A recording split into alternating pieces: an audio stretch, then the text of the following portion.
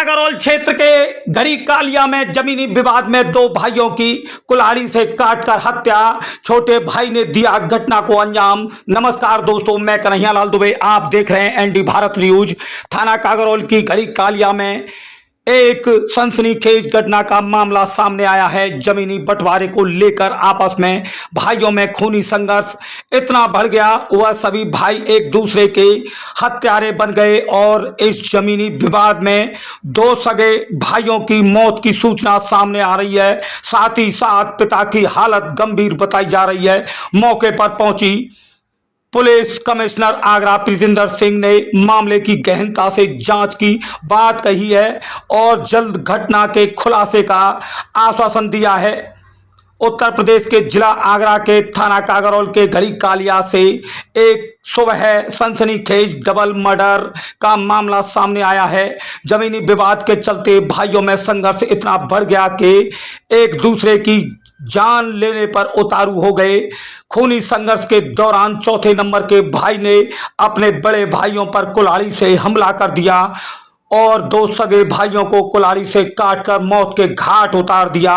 पिता की हालत गंभीर बताई जा रही है, उनके मुंह से भी अभी तक खून निकल रहा है। पूरा मामला कागरौल के गड़ी कालिया का है।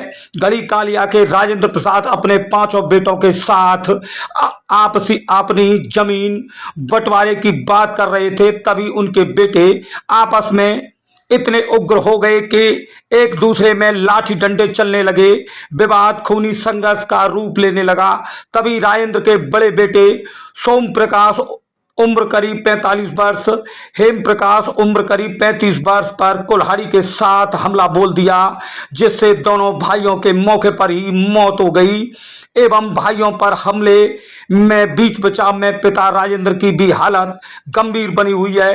घटनास्थल पर पहुंचे कमिश्नर आगरा डॉक्टर प्रीतिंदर सिंह ने मामले की गहनता से जांच करते हुए बताया कि जमीनी विवाद को लेकर पिता के साथ भाई भाई में खूनी संघर्ष हुआ।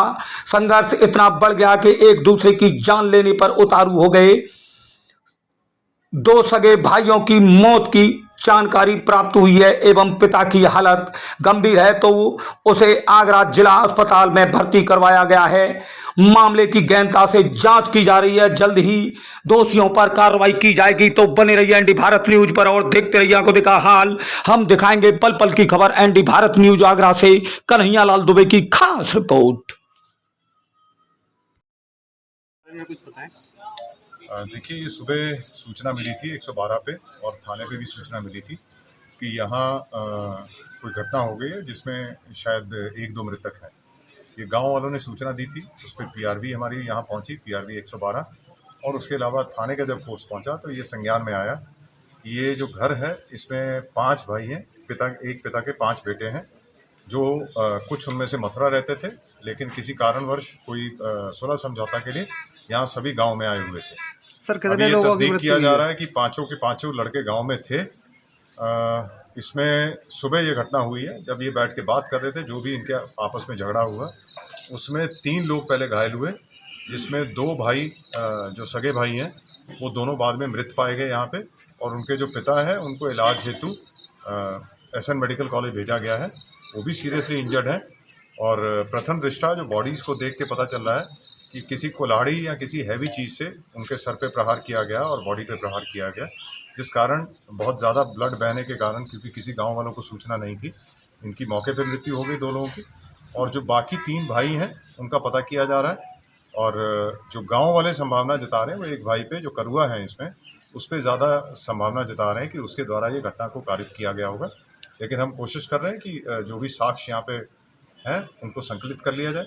फोरेंसिक यूनिट हमारी यहाँ पे आ रही है और बाकी जो घर परिवार वाले हैं उनसे पूछताछ करके, आसपास के गांव वालों से पूछताछ करके इस घटना का प्रॉपर अनावरण हो सके। जो भी इस घटना में इन्वॉल्व है उनके खिलाफ सख्ती से कार्रवाई करते हैं। सर, जैसा कि सुनवाई में आई थी कि गांव वालों ने भी ऐसी कोई चीज़ नहीं बताई और किसी को ऐसी इंजरी अभी तक, जो प्रथम दृष्टा जिन्होंने बॉडी देखी है, ऐसी कोई इंजरी भी संज्ञान में नहीं आई।